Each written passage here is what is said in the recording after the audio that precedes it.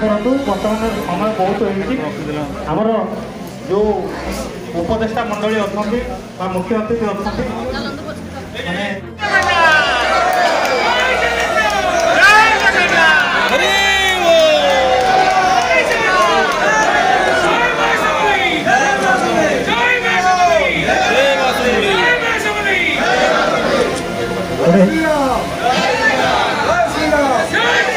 जय श्री राम समस्त हो जय श्री राम। देखो आज निखिल उत्कल गृहरक्षी महासंघ तरफ एठी धन्यवाद सभा अनुष्ठित होउची। राज्यर माननीय यशस्वी मुख्यमंत्री श्री मोहन चरण माझी को आज गृहरक्षी माने एठी एकत्रित होती धन्यवाद देवाई। जो दीर्घ दिनर दाबी थिला पाखापाखि 2295 पोस्ट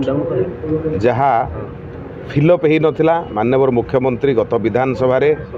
गृहरक्षी मान प्रति तांकर जो कर्तव्य बोधर परिचय देइचंती 2295 पोस्ट को फिलअप करने निर्देश देइचंती और आगुरी जो बैन थिला गृहरक्षी माने निजुक्ति पाई परिबे नहीं से बैन को हटेइचंती एवं जहाँ परिवार गृहरक्षी परिवार जो माने दिवंगत हो जाइचंती तांकर परिवार व्यक्ति माननकु गृहरक्षी पुनः निजुक्ति देवाई एक प्रक्रिया आरंभ करिसंती। तेणु गृहरक्षी माननकु जो भली भाव गत बिजु जनता दल सरकार रे अवहेलित करा जाइथिला ता विरुद्ध रे तांको मनरे जो आक्रोश थिला आज सरकार को जेतेबेले माननीय मुख्यमंत्री मोहन माझी जाइचंती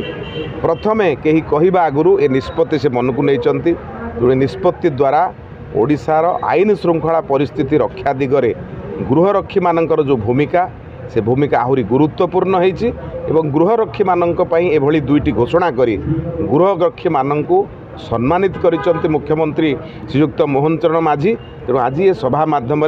आमे समस्ते एकत्रित होइछु माननीय मोहन चरण माझी को धन्यवाद देवाई गृहरक्षी मानक पई एते करथिबारु तांको धन्यवाद जणाऊ। कहि परिया कि 24 वर्ष शासन भितर जान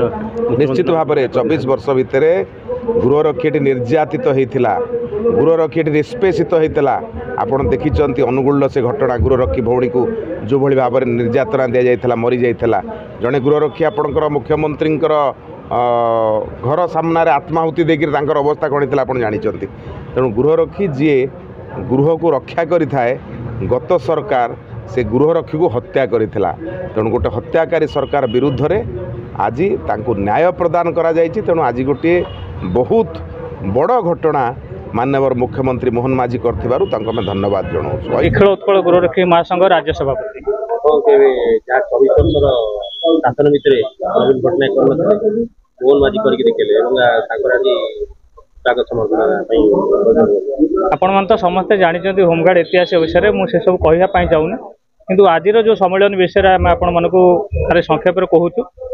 आमर आज मीटिंग उद्देश्य है कि आम जो आमर उपदेष्टा मंडली जो मानक आज होमगार्ड आग को जाइए माननीय मुख्यमंत्री सार पाखे पहुँची पारिचंती आ मुख्यमंत्री सार आम कथा बुझी आम दुख बुझी आप जानते होमगार्ड निजुक्ति टोटाल बंद थिला जो कि डेथ होमगार्ड परिवार चाकरी पाउ नथिले कि सेमिति किछि नियम नथिला डिस्चार्ज होमगार्ड चाकरी पाउ नथिले हाईकोर्ट डिग्री करी सेमिति किछि व्यवस्था नथिला जोटा कि निजुक्ति बंद टोटाल बंद करा हेतला गोटे आईन तैयारी हेतला। माननीय मोहन माझी सार आसिला परे माननीय सुप्रीम कोर्ट को जो ऑर्डर को जो सम्मान दिया नथला से सुप्रीम कोर्ट ऑर्डर को से सम्मान देइचंती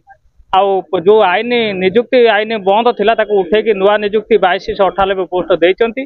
ता सहित जोटा इतिहास ओडिशा होमगार्ड इतिहास प्रथम थर पई कि होमगार्ड मरीगले परिवार सदस्य को चाकरी दि जाव सेटा हे नथिला सेटा हबो किंतु ता भीतर आउ गोटे बड़ कथा अछि जो अनुकंपा निजुक्ति जो माननीय मुख्यमंत्री सार करिसंती। आज मीटिंग रो उद्देश्य हला आमे जो दिन संबर्धना दवा पई जाइथिलु से दिन मुख्यमंत्री सार को आमे मागिथिलु गोटे तारीख कि गोटे राज्य स्तरीय होमगार्ड सम्मेलन करिया पई से सम्मेलन में माननीय मुख्यमंत्री सार मुख्य अतिथि हेबे सहित धर्मेंद्र प्रधान सार भी हेबे